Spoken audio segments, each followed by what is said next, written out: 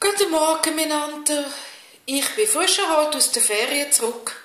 Schon am Kaffee, weil mein erster Arbeitstag, der fängt schon zu Kriens an, ist eine Stunde Fahrt. Ich gehe dort in eine Firma massieren.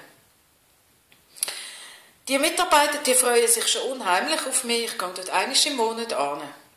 Und ich freue mich natürlich auch. Und darum, wenn ihr einen Termin wollt, um eine entspannende, lösende Massage zu bekommen, oder wenn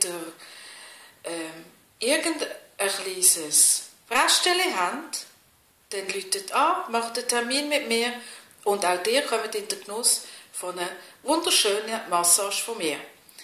Ich wünsche euch noch allen einen ganz schönen Tag. Eure Jeanette von Shunako Massagewerkstatt in Liestl. Also, läutet an und ich freue mich auf euch. Tschüss zusammen!